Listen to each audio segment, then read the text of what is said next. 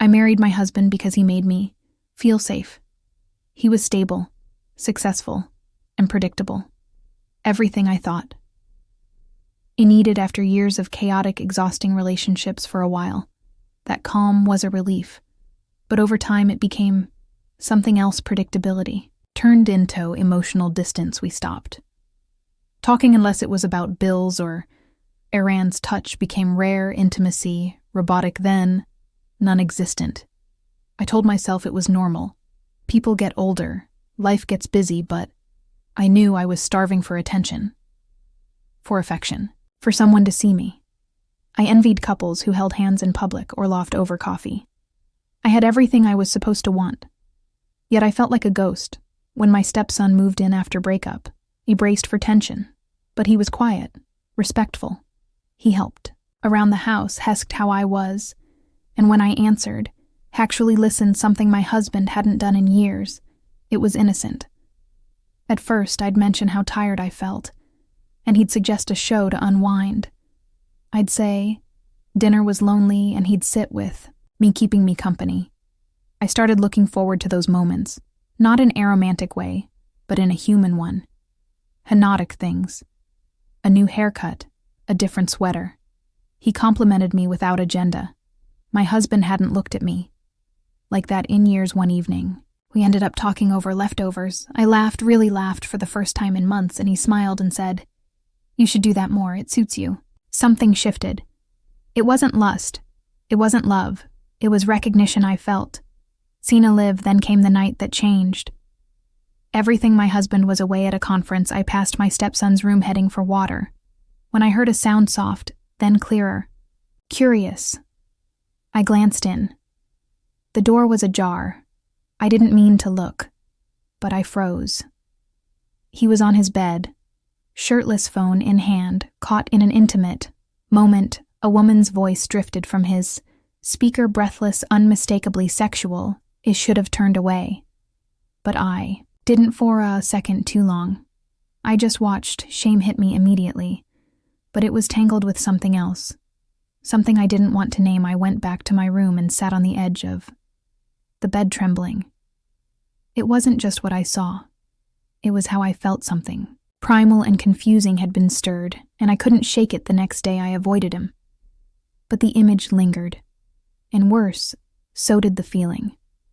The more I tried to forget, the more I noticed him, his scent after a shower. His low voice when he was tired, the way he looked at me like I mattered. I started dressing better. Around the house, a little mascara, lipstick. I told myself it was for me, but it wasn't. It was for the attention. I craved his attention. We never mentioned that night, but something between us changed. Attention buzzed in the silence, a thread pulling tighter each day. Then it snapped. My husband had left again after another cold, useless argument. I sat on the couch, wine glass in hand, eyes puffy from crying. My stepson came in late, saw me and sat beside me. He didn't ask, just sat after a long pause. He said softly, "You saw Meth that night, didn't you?" I didn't answer, but I didn't deny it either. He didn't react, not with shame, not with arrogance, just quiet.